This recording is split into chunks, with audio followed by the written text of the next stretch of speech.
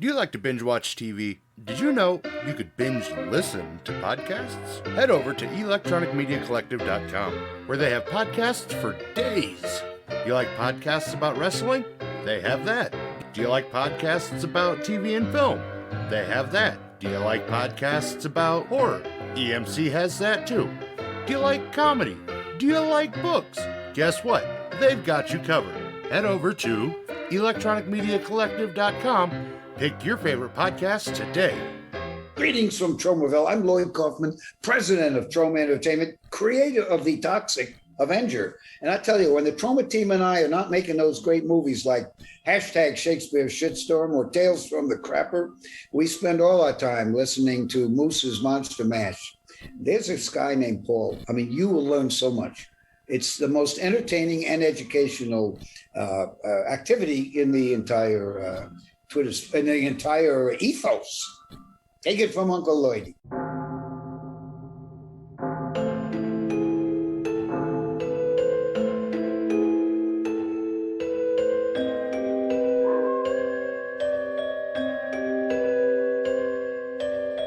You're listening to Moose's Monster Mash.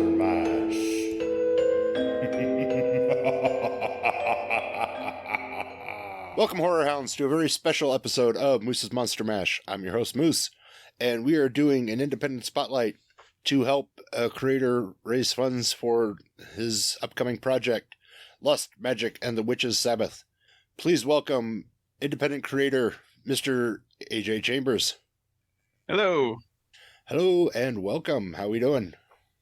I'm doing good. How are you? I am doing phenomenally. So, That's Lust, good. Magic, and the Witches Sabbath. Yes. It is going to be a sexy demonic bloodbath. Tell me a little bit, where did the idea come from? Well, I was checking out that 1920s silent film Haxan, and I realized this is the only movie I've ever seen that accurately portrays what goes on in Witches Sabbath. It's correct according to what the church made the women confess to. And I want to do that, but make it a little bit more hardcore, Nice. a little more up to date. And now, this isn't your first film out. No, I've had three features and a bunch of shorts. The After School Lunch Special 2, Sloppy Seconds. Mm-hmm. And that was with Lloyd Kaufman and Mark Torgel. Mark Torgel was the nerd in Toxic Avenger. Yep. And listeners, you know, everyone knows Lloyd Kaufman, but you know, he's Uncle been on the Lloydie. show. Okay, and Babezilla versus the Zombie Horde was the latest one, and that one kind of blew up. People like that. Yeah. It's really, I'd say we kind of made it bad on purpose. We did it real quick, real dirty. You know, it was like a 12-page script. We were like, let's make this into a feature film. You know, it's funny because I have you on my list to reach out to you this December for the Independent Spotlight. So you'll probably be back this December. All right. But looking more at this movie, Yes. you have a pretty solid cast list. Yeah, that just kind of happened. The idea for this movie, we were gonna do this dirt cheap. You know, it only takes some minor special effects, and we were gonna do it with just local girls, and you know, the woods are free. But then I think it was because of Babezilla, all these people started reaching out. All these actresses wanted to come into town and do a movie, so I started getting them in. And then Ari Lehman, the first Jason, his band, I had him booked already in August. So I was like, you're going to be in town. Why not join our movie? So we cast Ari Lehman as the devil. Couldn't think of a better role for him. I know. Maybe he should be a little bit bigger. Maybe. I don't know. No, he looks perfect for it. Oh, what's that line from Roadhouse? I always thought you'd be thought you'd be a little bit bigger or something. Yeah, no, like it sounds like it's going to be a fun film, and you're currently running an Indiegogo campaign for it, which is why we're here. Yes. And I mean, just looking through it, you have the traditional perks, you have the special thanks for $5, digital download, $15, $20 DVD. And, those are, like I said, pretty standard perks. And yeah, then you move up a little bit and you start getting into cast photos for like $20 each. And, it's, you're not going to get autographs for like $20 in most places. Those are dirt cheap, especially for some of these actresses. Yeah. Ivy Smith, she was in Attack of the 50-Foot Cam Girl. That's a Full Moon Features film. That's directed by Jim Wynorski. He did Chopping Mall. Morgan Thompson, she's a big up-and-comer. She's in Crackoon. Yep. She was in, what was that movie? Not Debbie Does Dallas, but what was Debbie it? Does Demons. Debbie Does Demons. That's right. Okay, yeah. Raven Foyt has been in all of my movies. Very good actress. Nadia White, she's Trauma. Yep. She was in Lloyd's last movie, vomiting all over herself. It was great. And then the ones that are kind of I guess reciprocal. You can $50. You can get your face in the movie. You don't necessarily want to act. You can spend $50 and get your face in a movie. Yep. There's going to be posters that are missing persons posters that are posted up. We get real good shots of those. So your face will be clearly on the screen. We did have somebody dying on screen. That already got taken. There's one more spot for a voice acting gig. Let's see. I don't remember how much. $60. Yep. $60. You get your voice in the movie, and that's going to be like a radio DJ kind of thing. All right, I got to ask about this one. Morgan's socks. Yeah. We already sold her panties. So her socks are still up for grabs. And the brooms that they ride. So in a traditional Witches Sabbath, they are completely naked and they're going to be riding these brooms. So they're going to be pressed right up against the goods. Yeah. And they will be signed by the actresses. That's those only $100. $100. Get yourself some wood. Some big names too. I say, and speaking of wood, for $300, you can get the Devil Dick signed by Ari Lehman. Yes, he's going to wear it himself, sign it himself. That just sounds cool. Going to be a big gnarly dick. See, that just not sounds just a normal cool. one. Like I own the Devil's Dick. Yeah, put it up on the Jason. mantle. Right in Grandma's China hutch, right there. Right up in front. So, without having to go through and someone having to go through and read all the Indiegogo stuff, what all do you need the funds for? Okay. Well, first of all, the acting fees. Yeah. Because I wasn't expecting to bring all these actors in, and that gets pricey with travel and lodging, and we're gonna feed them, obviously. And we also need money for the devil costume, the practical effects. I like to use practical effects. A lot of the effects in Babezilla were digital, but I was going full on cheesy for that. So I like the real blood. I want to see some actual blood gushing. And then what else?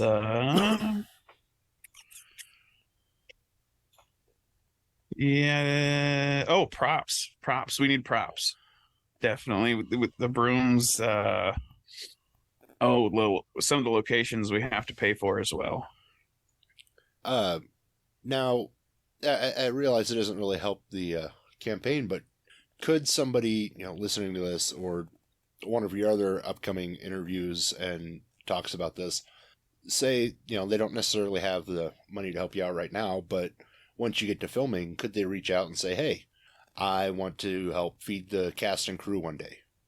Yeah, we might do a finishing funds. It depends on how much we make on this, but you can always pre-order a DVD. I'll have that up after the campaign ends. I'll have pre-orders up on my website. It's hodgebob.com. So let's talk a little bit more about what the movie itself is going to be. Okay, it is.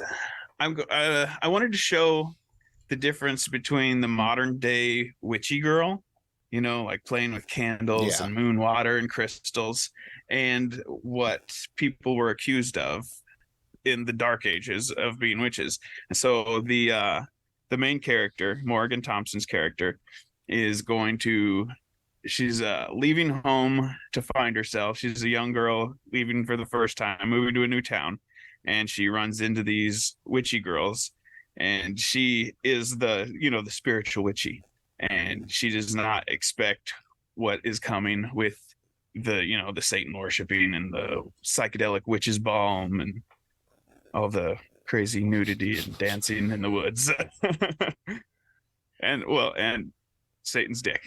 We're gonna see that too. So it's like The Craft meets The Crucible. Yeah. No, I can dig it. And there's also I almost called the movie something different, but it wasn't the main focus of the movie, but it was something that I thought was hilarious. So in A Witch's Sabbath, the witches all kiss the devil's butthole. And I can't remember what it was in Latin, but it translates to the kiss of shame. So the movie was going to be called The Kiss of Shame, and I was like, we need something spicier than that. What's spicier than kissing the devil's butthole? All right, that's got to be spicy. No, that's awesome. So what kind of research goes into a project like this? I mean, like on the surface, and don't get me wrong, it sounds fun as hell, but it has that, like, it sounds like a, goofy, just kind of, a haphazard movie, but you and I both know it's not going to be. So, like, what's your thought process going into this, I guess? Okay, well, this is actually my first film that isn't going to be a horror comedy. I guess this is more of a horror tragedy. There are no real good people in this movie, but there is somewhat a protagonist and antagonist. And it's just terrible all over. Bad things happen to everybody by the end of the movie. But yeah, I did research on exactly what happens in Witches Sabbath, the history of it, the torture techniques. We're not really going to get into that. There is going to be, the antagonist is a religious person who goes after the witches. Has to be. She has a traumatic experience when she's young with the church, and sets her bonkers. And so every time she even sees a goth person, you're the devil, which, I grew up in a religious family, and that's kind of how it is. Yeah. Yeah, no, that tracks. I mean, you see somebody dressed in all black, or, I mean, yeah, Midwest and the South, you see it all the time. All black, and even anything. Playing Dungeons and Dragons, that's the devil. Yeah. Satanic panic is still here. Oh, very much still so. Bad. And I was watching something. It was this old, I think it was an old 60 Minutes documentary about Dungeons and Dragons, and how it's devil worship and stuff like that. Yeah. And it was, Dungeons and Dragons made my son shoot himself. Oh, yeah. And it confused me because I played Dungeons and Dragons. Never once seen a gun in Dungeons and Dragons. So I don't understand. With a fireball. Yeah, right. Magic missile. It's like, how did one lead to the other? Just the rationale just doesn't always track. He watched that Tom Hanks movie, Mazes and Monsters. Yeah. No, I mean, I think this is definitely going to be a fun, sexy romp. because like I'm looking at your cast, and it fun is definitely the safe word. Yeah. But it's going to be fun, but it's like I said, it's also a tragic story. Yeah, I'm a little nervous about going into seriousness, and it's funny because I'm planning the sequel already. This is leading up to my next film, which I'm probably going to make next spring. I wanted to make it this year, but it's probably not going to happen. And that is Amityville Women's Prison, which I will be going back to horror comedy at that point. well, I mean, I guess that does lead to, because I mean, yeah, you do make horror comedies. So what made you want? Why do a more serious movie and break from the norm? You know, I just, the story didn't feel silly to me. You know, I needed it to be something different, because I couldn't make just a goofy witch movie. It didn't work in my head. It had to be serious. It had to be dark. Yeah. And maybe I just wanted to try something different. I don't know. No, I mean, that all makes sense. I mean, everyone's got to stretch their creative muscle. Yeah. And so I, for one, I'm looking forward to it. And based on the response from, Babezilla versus the Zombie Horde, I think, I mean, you're coming off a really successful release of the last one. So you definitely have a built-in audience. Yeah. I think that one was so successful because it was so silly. Like with all the like the digital effect, those were drag and drop effects. I didn't make any of that. Now, there's one perk in here that I really want to ask about. Okay. And where did it go? I just saw it, and it made me laugh. There it is. Own the director's ass for $5,000. Let's talk about that. What's $5,000 going to get me? So $5,000 will get you a tattoo on my ass that says property of and your name or your business's name or whatever. And I will send photographic proof, and I'll post it all over the internet all the time. It'll be a lifelong thing. And any put chance you halfway I get to your goal. Yes. I 5,000. mean, that would definitely worth the price of admission. I think it's a great way to advertise too, if you need to get your name out there. Yeah. I mean, not too many people are doing it, so it definitely sets your campaign apart. That's right. So if you can meet your goal, when do you project starting production and final production and stuff like that?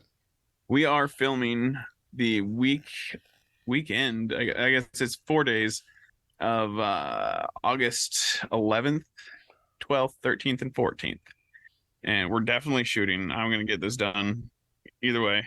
But, if we meet our goals, it's going to be much better. Help this guy out, folks. Yeah. I don't want to have to dig into the credit cards again. But it will be done. And I've never failed on a perks on a project. You always get your perks. You always get what you paid for. And the movie always gets made. And it's always fun for everyone. Hell yeah.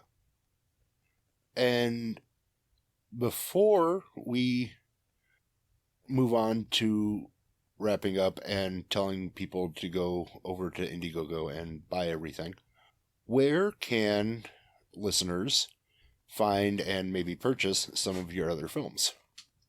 You can get anything on hodgebob.com. Actually, there's even more than that. Troma Now. Everything I've ever made is on Troma Now.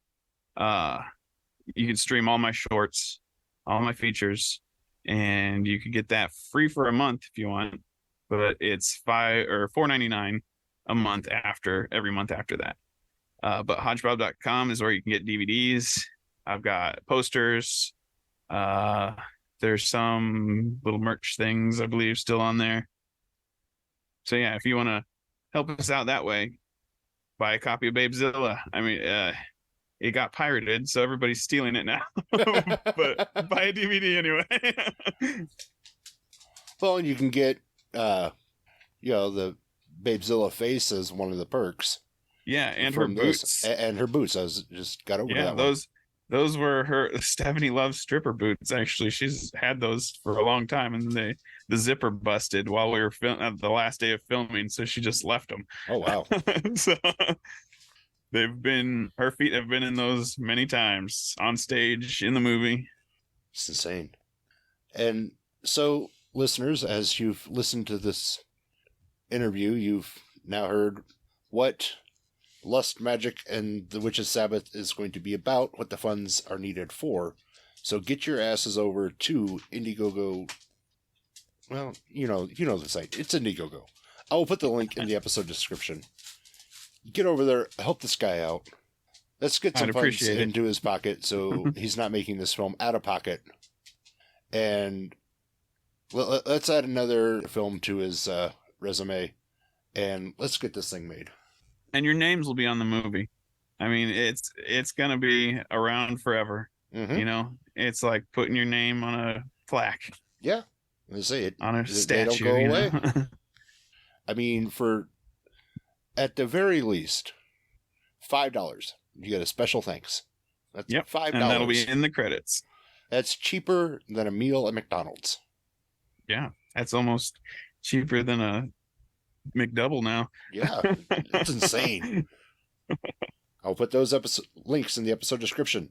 You can find me and other great podcasters over at electronicmediacollective.com, or just me on Twitter, Facebook, and YouTube at Moose Media Inc. Just look for the Moose.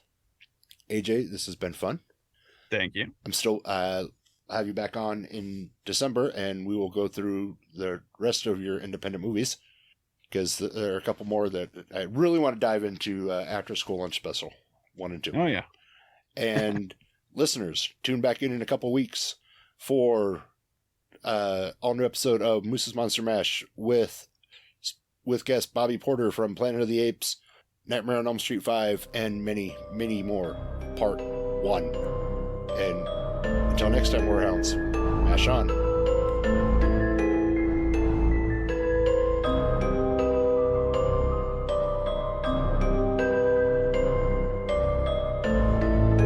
This has been Moose's Monster Mash. Come back for more chills and thrills if you dare.